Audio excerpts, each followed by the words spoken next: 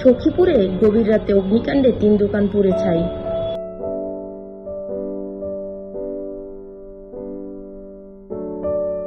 টাঙ্গাইলের সখীপুর উপজেলায় গভীর রাতে ভয়াবহ অগ্নিকাণ্ডের ঘটনা ঘটেছে। এতে 3টি দোকান পুড়ে ছাই হয়ে গেছে।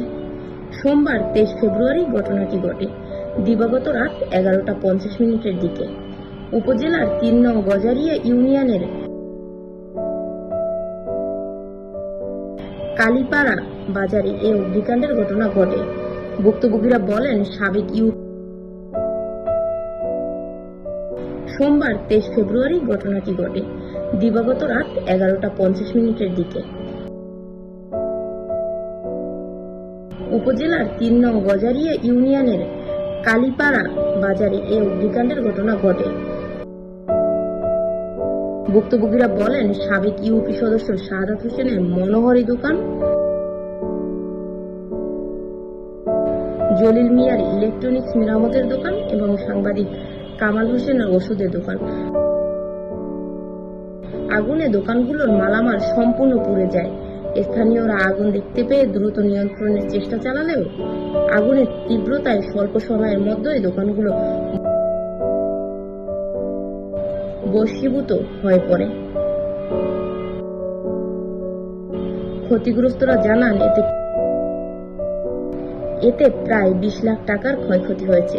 প্রাথমিকভাবে আগুন লাগার সুনির্দিষ্ট কারণ জানা যায়নি।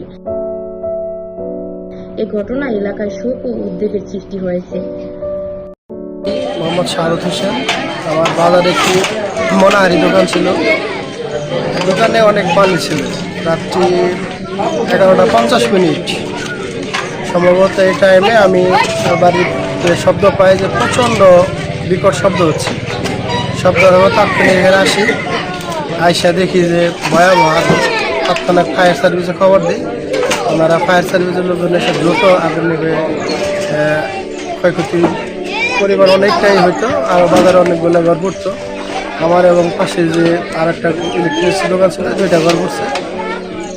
ক্ষতির পরিমাণ অনেক। আসলে এগুলো বললে হিসাব করা যাবে না। মনোহারি দোকান, এখানে প্রায় 18-20 লাখ টাকার মালামাল ছিল। আপনার দাবি কি এখন? আমার এখন আল্লাহর রহমতে আল্লাহ এখন যেভাবে হয় সেটাই জানি।